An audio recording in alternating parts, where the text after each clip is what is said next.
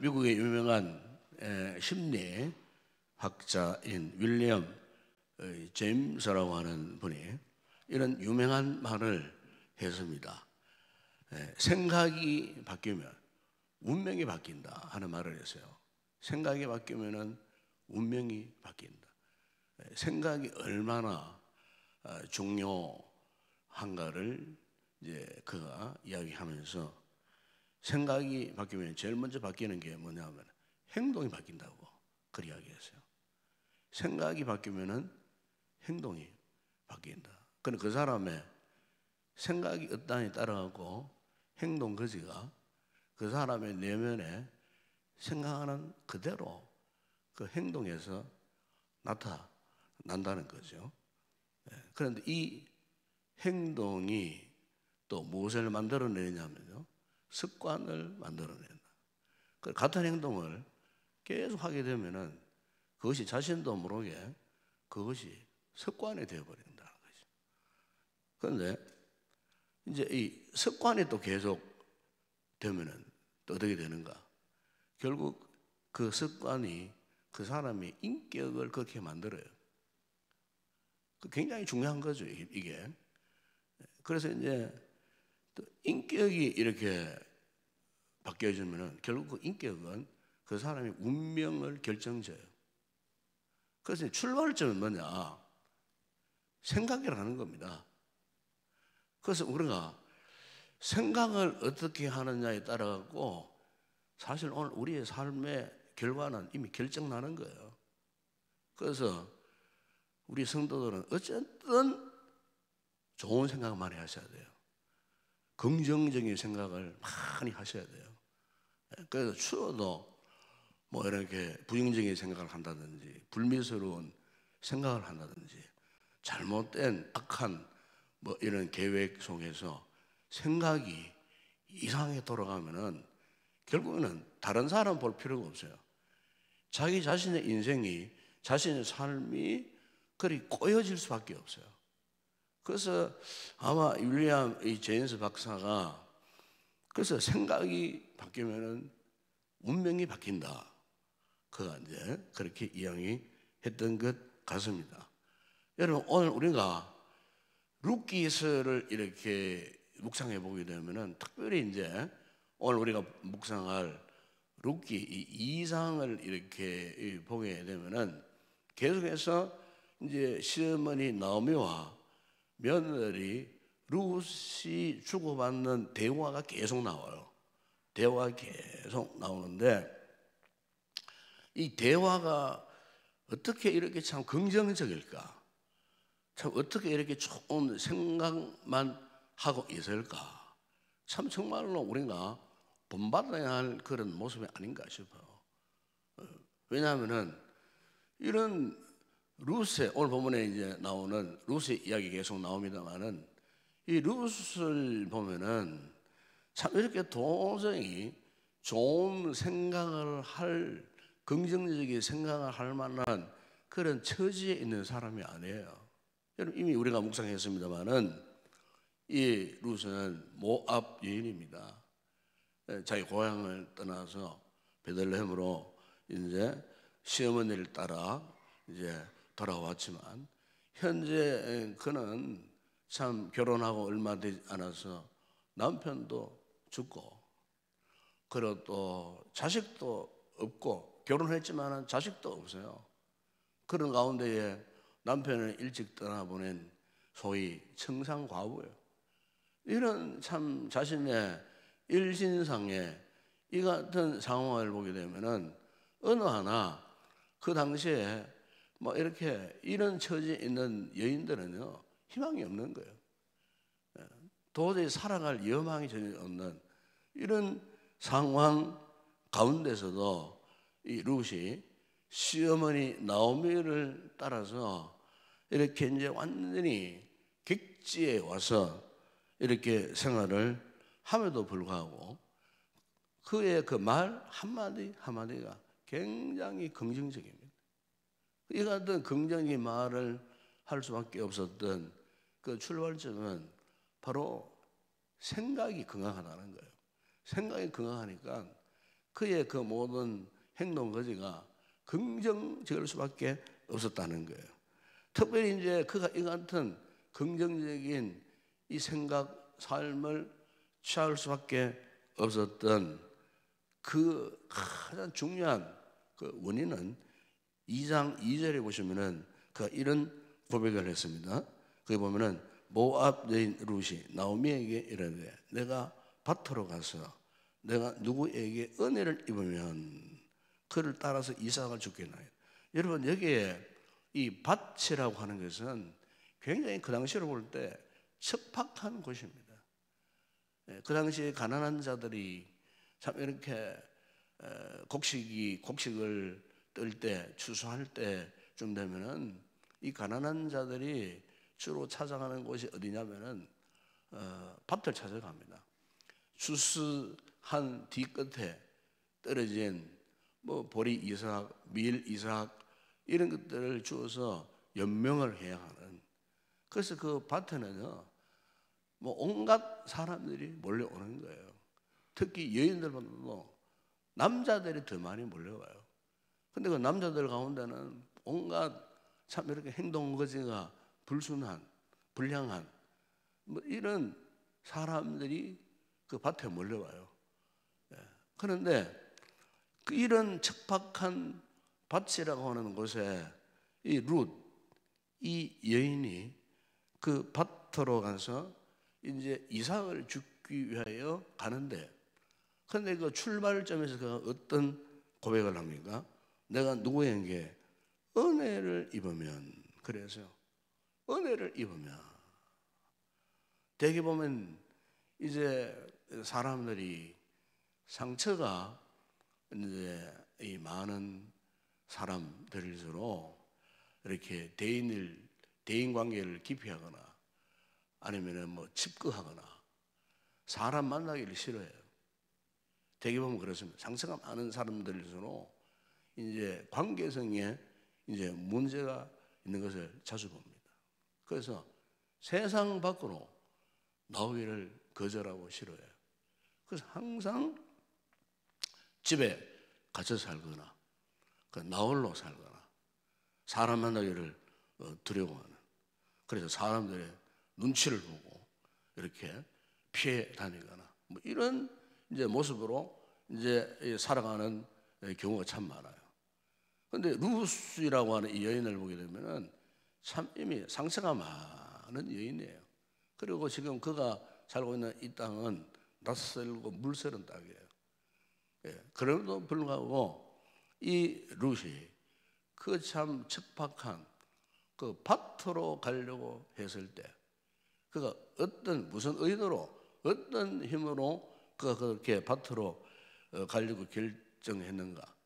은혜를 입으면, 그래서 은혜를 입으면 이것이 참 중요한 그의 고백이 아닌가 싶어요.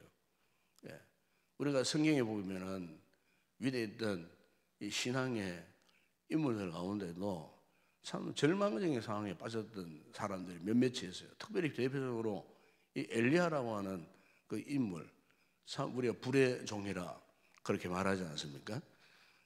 그런데 이 엘리야도요, 인생의 그 모진 그 힘들고 어려운 역경을 만났을 때에 자신도 모르게 광야에 로뎀 나무 아래에 앉아갖고 하나님 앞에 죽기를 간구할 정도로 그 역시도 참 절망적인 그런 상태에 이르렀던 그 모습을 우리가 보게 돼요. 아브라함도 마찬가지입니다. 아브라함도 참 이렇게 75세 하나님의 부름을 받고 25년 동안의 믿음의 삶을 살아가는 가운데 하나님의 언약하신 그 자식을 기다리다가 지쳐서 실망한 나머지 하나님의 언약과는 전혀 상관없는 자녀를 생산하게 되는 이 같은 모습을 우리가 거기에서 보게 됩니다. 이렇게 믿음이 한때 탁월했던 사람들조차도 큰 실망한 나머지 하나님의 뜻과는 전혀 상관없는 그 길을 갔음에도 불구하고 오늘 이 본문에 이 룻을 보게 되면은 룻은 결코 그렇지 않았다는 거예요. 자신의 그 딱한 처지, 그 처지 속에서 누구를 원망하거나 뭐 중재하거나 눈물로 세월을 보낸다거나 아니면 골방에 틀어박혀서 혼자 신정건강한다든지 이런 모습을 전혀 보이지 않고 있다는 겁니다. 오히려 그는 누구에게 내가 은혜를 입으면은 그를 따라서 이삭을 죽겠습니다. 오늘 본문 여러분 17절에도 보면은 이렇게 말씀합니다. 그 은혜의 힘을 입어서 룻이 밭에서 저녁까지 죽고 그 죽은 것을 떠보니 보리가 한 에바쯤 되었더라. 여러분 여기에 보리가 한 에바쯤 되었다 하는 말은 현재의 그 단위로 환산을 하면은요 이게 거의 한 22리터 정도 되는, 그래서 한 20일 이상을 먹을 수 있는 분량의 그 보리를 주었다는 거예요. 그러니까 그 척박한 밭에 가서 연약한 여인이 저녁까지 하루 정도 일을 했는데 20일 분량의 식량을 구할 수 있었다는 거예요. 여기에 대해서 시어머니 나오미가 이해가 되지 않아갖고 19절에 보면 이렇게 이야기합니다. 그 시어머니 나오미가 오늘 어디서 주었느냐, 어디서 일을 하였느냐. 이 무슨 말이냐면은 생각지 못한 엄청난 양을 이 룻이 주어 왔다는 거예요. 도대체 네가 어떻게 누구의 도움을 받았기에 너 혼자서 이렇게 엄청난 이 양의 이 보리를 네가 줄 수가 있었느냐. 이것은 이제 묻습니다. 물었을 때에 19절 하반절에 룻이 이렇게 대답합니다. 룻이 누구에게서 일했는지를 시어머니에게 알게 하여 이르되 오늘 일하게 한 사람의 이름은 보아스니이다 그랬어요. 그러니까 그 보아스라고 하는 사람의 도움을 받았다는 거예요. 그러니까 시종일관 하나님의 은혜를 생각하니, 은혜에 붙잡혀 살아가니 하나님께서 그에게 은혜를 베풀어 주셨는데 생각지 못한 보아스라고 하는 사람을 통해서 룻이 은혜를 얻게 되어서 하루 만에 20일 분량의 이 양식을 구할 수가 있었다는 거예요.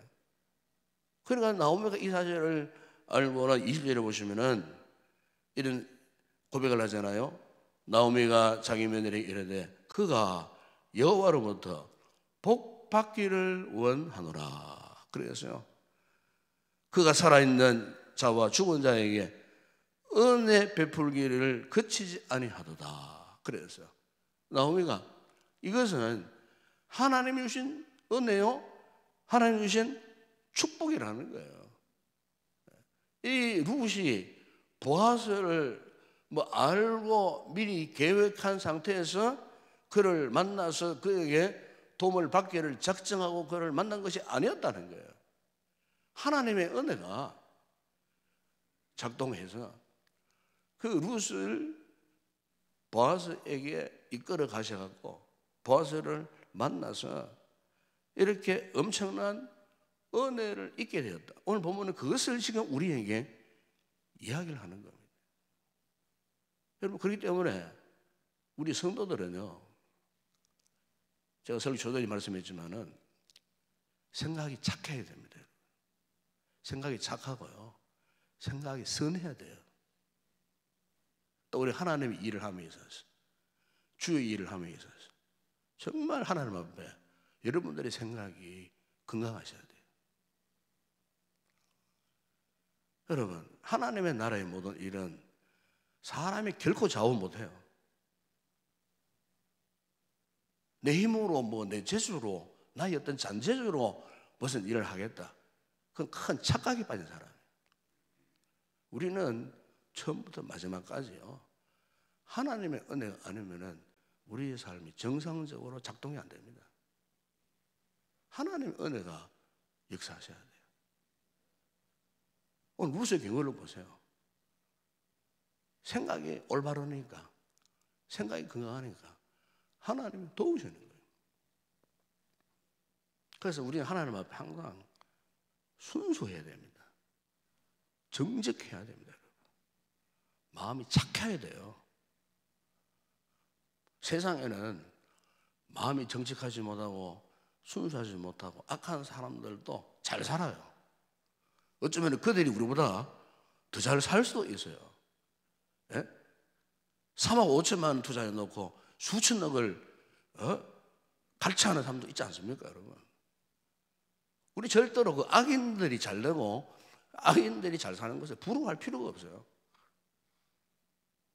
우리는 하나님 앞에 어쨌든 철저하게 선한 마음 품고 착한 마음 갖고 정직한 영으로 정말 우리가 이 나오미와 룻이 그랬던 것처럼 처음부터 마지막까지 하나님의 은혜를 추구하고 하나님의 은혜가 내 삶을, 내 인생을 통치하도록 그 하나님의 은혜에 내 인생을 맡기면요, 하나님께서 결국에는 우리의 인생, 우리의 삶을 이끌어 가신다는 거예요. 20세기에 유명한 독일의 그 실존주의 철학자였던 하이데크가 이런 이야기를 했어요. 그 현대인들이 이토록 염려하고 불안하고 참 이렇게 슬픔과 죽음과 각종 두려움 속에서 왜 갈등하는가? 갈등한 이유를 그가 철학적으로 이런 표현을 했어요. 현대인들이 지금 고향을 상실했기 때문이다. 이런 표현을 했어요. 그 고향. 그럼 그 고향의 의미가 뭐냐에 대해서 이 하이데크가 이런 이야기를 했어요. 인간이 당하는 가장 심각한 이 가난은 신의 성스러움이 사라져버린 심령이다 그래요. 신의 성스러운 그 심령이 사라져버렸어요. 다시 말하면은 하나님으로부터 영적인 그 주신 아름다운 고향을 떠났다는 거예요. 하나님으로부터 떠나버린 그 영혼들에게 찾아왔던 것은 염려, 불안, 두려움, 죽음, 각종 이렇게 갈등 이런 것들이 대신 찾아왔다는 거예요. 하나님의 성스러운 영향을 떠나버렸어요. 그 하나님의 거룩한 은혜의 영향을 떠나버렸기 때문에 오늘 현대인들이 이토록 엄청난 고통과 절망 속에 살 수밖에 없다. 참 한마디로 이렇게 참 실존, 우리 인생의 현대인의 실존을 이 철학자가 그렇게 표현을 했다는 겁니다. 여러분, 그렇습니다. 오늘 우리가 정말 하나님 앞에 올바른 생각을 하고 올바른 신앙의 이 자세를 갖고 항상 우리가 하나님의 은혜 안에 머물 수 있다면요, 결국 우리의 인생은 누가 책임져 주시겠습니까? 하나님께서 우리 인생을 책임져 주신다는 거예요. 그래서 오늘 보면 여러분 20절에 그 나오미가 며느리에게 한 말도 그것 아닙니까? 하나님의 은혜가 하나님으로부터 참 복을 주시고 하나님의 그 은혜의 그 베풀음을 받지 못하면은 살 수 없는 우리 인간에 대해서 이렇게 이제 이 고백을 하고 있는 것을 우리가 보면서 오늘 우리 역시 정말 하나님의 은혜가 그 어떤 것보다도 가장 최우선이 되지 않겠나. 여러분 23절 보면은 이에 룻이 보아스의 소녀들에게 가까이 있어서 보리주소와 밀주소를 마치기까지 이상을 주며 그의 시어머니와 함께 거주했다. 그렇게 지금 말씀을 맺는 것을 보게 됩니다. 보통 이 이스라엘 유대인들은요, 이제 이 주소가 양력으로는 사월경쯤 됩니다. 그러면 이제 밀 주소는 율경 정도 되어집니다. 보리하고 밀하고 이 추수하는 그 이제 기간이 한 3개월 정도 돼요. 4월, 5월, 6월 석 달 동안 이제 아주 중요한 추석이에요. 그러니까 이 중요한 이 추수기를 통해 갖고 하나님께서 그 나오미와 룻을 굶지 않게 하시기 위하여 그 3개월 동안에 1년 동안 먹을 양식을 하나님께서 준비해 주시고 공급해 주셨다는 거예요.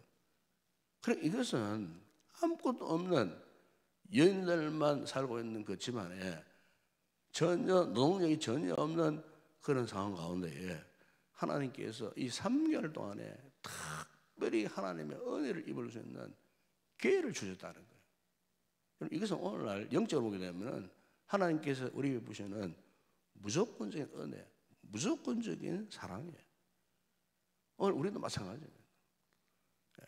우리 손으로 뭐 우리의 방법으로 할 수 없는 그런 상황 속에서도 하나님의 사람들에게 대해서는 하나님께서 책임져 주시는데 그것은 우리에게 은혜를 베푸셔서 우리가 굶지 않도록 살아남을 수 있도록 하나님의 특별한 이 보호하심으로 함께 하신다는 겁니다.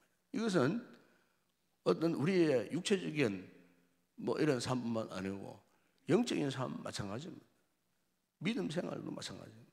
하나님의 사랑, 하나님의 은혜가 아니면요 우리가 어떻게 이 하나님의 구원의 은총을 유지해 갈 수가 있겠습니까? 여러분, 그럼 우리 성도들은 항상 정말 하나님의 은혜를 사모하는 이 같은 삶을 살아가야 할 줄을 믿습니다. 우리가 실패를 당한 때도, 때로는 내가 실수하여 잘못을 범한 죄를 지었을 때도, 한없이 내가 약해질 때도, 아플 때도, 때로는 삶을 살면서 혼란스러워질 때, 고통스러워질 때, 너무나 부족한 처지에 놓여질 때, 절망스러운 그 모든 상황에 놓여졌을 때도 오늘 우리 성도들이 하나님 앞에 구할 것은 하나님의 무조건적인 은혜와 사랑, 이 하나님의 은혜가 아니고는 살 수 없는 우리 인생들에게 오늘 아침도 정말 하나님의 은혜를 구하는 그런 귀한 우리 성도들이 되었으면 좋겠습니다. 그 은혜의 감동을 잊게 될 때 우리 생각이 올바르고 선하고 착하고, 그래서 정말 우리가 어떤 상황 가운데서도 룻처럼 나오미처럼 하나님 앞에 긍정적인 그런 생각을 갖고 은혜 가운데 용기 백배해서 살아갈 수 있는 복된 우리 성도들이 다 되었으면 좋겠습니다. 기도하겠습니다. 우리 아버지 하나님, 참으로 감사를 드립니다. 이렇게 룻기서를 통하여 참은 아무것도 없는 모든 것을 상실한 상황 가운데서도 오직 처음부터 마지막까지 하나님의 은혜를 기억하고 하나님의 은혜를 우선하고 자신들의 생각도 자신들의 의지도 하나님의 은혜에 완전히 포로되어 살아갔을 때에 참으로 저들의 삶의 그 힘들고 어려운 상황 가운데서도 하나님께서 선한 길로 인도해 가시는 이 같은 아름다운 모습을 룻기서를 통하여 보게 하시니 감사를 드립니다. 오늘도 우리의 모든 삶의 원리, 방법은 우리에게 있는 것이 아닙니다. 하나님 주신 은혜임을 믿습니다. 우리의 생각이 정말 하나님의 은혜에 감동받아서 아무리 절망적인 상황에 놓이셨다 할지라도 항상 올바른 생각, 항상 긍정적인 믿음의 생각을 하며 하나님의 은혜를 우선할 때에 하나님께서 또 우리의 인생도 하나님이 책임져 주시리라 믿습니다. 룻이 사모했던 이 하나님의 은혜, 오늘 우리에게도 이 은혜가 충만해져서 룻처럼 참으로 복된 믿음의 삶을 살아가는 우리 모두가 되게 하여 주시옵소서. 예수님의 이름으로 기도드리옵나이다. 아멘. 지금은 우리 주 예수 그리스도의 은혜와 하나님 우리 아버지의 무한하신 사랑하심과 성령의 위로와 교통과 충만하신 은혜가 항상 하나님 앞에 올바르고 건강하고 긍정적인 믿음의 생각을 하며 하나님의 은혜에 사로잡혀서 인생의 승리자가 되기를 결단하고 돌아가는 우리 모든 성도들 가운데 우리 교회와 이 아침도 간구하는 우리의 기도의 제목들 위해 이제와 영원토록 함께 있을지어다. 아멘.